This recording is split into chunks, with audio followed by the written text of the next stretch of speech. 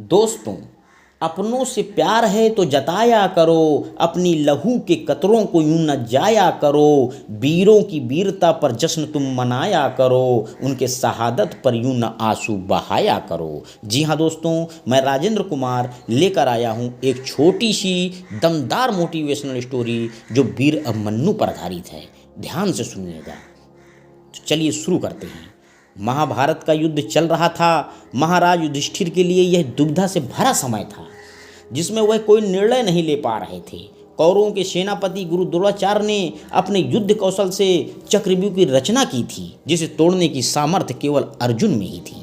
ऐसे समय में अभिमन्यु महाराज युधिष्ठिर के सामने पहुंचे और चरण स्पर्श कर पूछा, आप इस तरह सोच में क्यों डूबे हैं तातश्री? युद्ध के क्या समाचार हैं?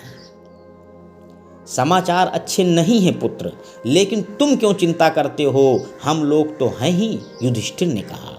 मुझे भी बताइए ना, अभिमन्यु ने आग्रह किया। युधिष्ठिर बोले, अभी तक हम कौरव सेना पर लगातार विजय प्राप्त कर रहे थे। यह तो तुम जानते ही हो कि तुम्हारे पिताजी युद्ध करते करते बहुत दूर निकल गए हैं। ऐसे समय में हमें पराजित करने के लिए दुर्योधन ने गुरु द्रोणाचार्य से चक्रव्यूह की रचना कराई है जिसे भेदना केवल अर्जुन को ही ज्ञात है। तो इसमें चिंता की क्या बात है? अभिमन्यु ने पूछा। युधिष्ठिर ने चिंतित होते हुए कहा, तुम नहीं जानते पुत्र कि चक्रव्यूह तोड़ना कितना कठिन है। व्यूह में 7 द्वार होते हैं और हर द्वार को तोड़ने की एक विशेष विधि होती है। हम में से तुम्हारे पिताश्री के अलावा और कोई भी चक्रव्यूह को भेदना नहीं जानता है। यदि हम कल चक्रव्यूह को भेदने में असफल रहे तो हमारी हार हो जाएगी।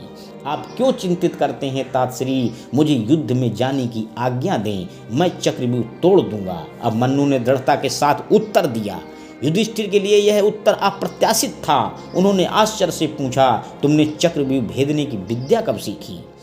तातश्री, एक बार पिताजी ने माँ से चक्रव्यूह तोड़ने का वर्णन किया था। उस समय मैं माँ के गर्भ में था और यह वर्णन सुनकर मैंने यह विद्या सीख ली। लेकिन जब अंतिम द्वार तोड़ने का वर्णन आया तभी माँ को नींद आ गई और पिताजी ने वर्णन सुनाना बंद कर दिया, जिससे मैं चक्रव्यूह का अंतिम द्वार भेदने की विधि नहीं सीख सका।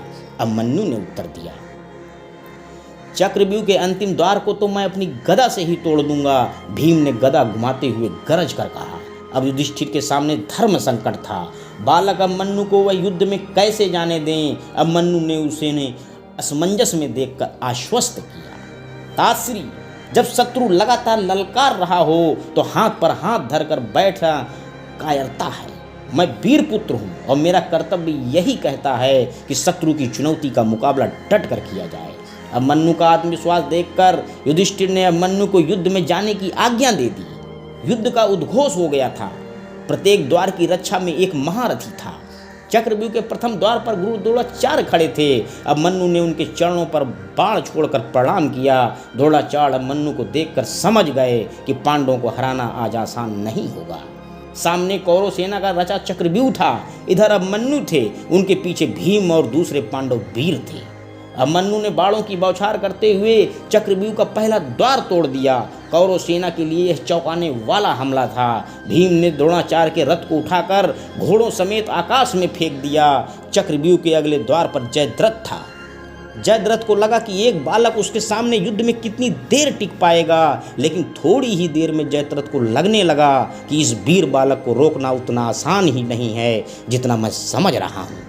जयद्रथ को आखिरकार मुंह की खानी पड़ी। अभिमन्यु ने दूसरा द्वार भी तोड़ दिया और अगले द्वार की ओर बढ़ गए, लेकिन जयद्रथ ने भीम और अन्य पांडव वीरों को आगे बढ़ने से रोक दिया। अभिमन्यु अब अकेले पड़ गए, लेकिन उन्होंने हिम्मत नहीं हारी। कौरव सेना के हाथी, घोड़े, पैदल सैनिक अभिमन्यु के बाणों के आगे गिरने लगे। अभिमन्यु के पराक्रम ने कौरव सेना के पैर उखाड़ दिए। कौरवों को विश्वास ही नहीं हो रहा था कि बालक उनकी इतनी विशाल सेना पर भारी पड़ रहा है। कौरव सेना से हाहाकार मच गया। दुर्योधन ने देखा कि चक्रव्यूह का अंतिम द्वार भी टूटने ही वाला है। पराजय को निकट देखकर दुर्योधन ने अनीति का सहारा लिया। दुर्योधन के कहने पर कौरव सेना के 7 महारथियों ने अभिमन्यु के चारों ओर से घेर लिया। वीर अभिमन्यु इस मुश्किल समय में भी हौसला नहीं हारे। उनका सारथी कौरव सेना का शिकार हो गया। अभिमन्यु परेशान हो गया, लेकिन अब मन्नू का धनुष भी काट दिया गया। लेकिन अब मन्नू रथ के पहिए को हथियार बनाकर सबसे मोर्चा लेते रहे। उन्होंने कौरव सेना से जूझते हुए सेनापति द्रोणाचार्य की ओर मुड़कर कहा, गुरुवर, आपके होते हुए ये कैसी अनीति है? यह युद्ध का नियम नहीं है जिसमें निहत्थे पर वार होता है। द्रोणाचार्य दुर्योधन के अधीन थे। उनके पास अब मन्नू के प्रश्न का कोई उत्तर न था। अचानक दुशासन के पुत्र ने पीछे से अब मन्नू के सिर पर गदा से वार किया। अब मन्नू वीर गति को प्राप्त हुए, लेकिन जीते जी उन्होंने हार नहीं मानी। उनकी वीरता की कहानी सदैव अमर रहेगी। तो दोस्तों, इस छोटी सी कहानी से हमें सीख क्या मिलती है? यह संसार एक चक्रव्यूह है। हम इस संसार के अभिमन्यु हैं। हमारे जीवन में भी चक्रव्यूह की तरह 7 द्वार होते हैं। पहला द्वार चिंता है, दूसरा द्वार लोभ है, तीसरा द्वार आलस है, चौथा द्वार क्रोध है, 5वां द्वार मोह माया है, 6वां द्वार ईर्ष्या है और अंतिम में 7वां द्वार घमंड है, जिसको हम अपने जीवन के अंत तक भी नहीं छोड़ पाते हैं। हम अपना जीवन चिंता, लोभ, आलस्य, क्रोध, मोह माया, ईर्ष्या में नष्ट कर देते हैं और घमंड हमें भक्ति भजन नहीं करने देती है, जिससे हम भौतिक संसार के काल्पनिक माया मोह में उलझे रहते हैं। तो दोस्तों, मैं आपसे यही कहना चाहता हूँ कि ईश्वर द्वारा दिए गए सभी जिम्मेदारियों को निभाते हुए भी ईश्वर भक्ति भजन किया जा सकता है। कोई ज़रूरी नहीं है कि घर का त्याग करके ही भक्ति भजन हो। घमंड का त्याग करके परिवार की जिम्मेदारियां निभाते हुए भक्ति भजन की जा सकती है। भगवान को मंदिर से ज़्यादा मनुष्य का हृदय पसंद है, क्योंकि मंदिर में इंसान की चलती है और हृदय में भगवान की चलती है। अंत में दोस्तों, मैं यही कहना चाहता हूँ, भगवान का दिया कभी अल्प नहीं होता। बीच में जो टूटे वो संकल्प नहीं होता। हार को अपने लक्ष्य से दूर ही रखना, क्योंकि जीत का कोई विकल्प नहीं होता। आपका दिन शुभ हो। मेरे YouTube चैनल को लाइक व सब्सक्राइब करें। धन्यवाद।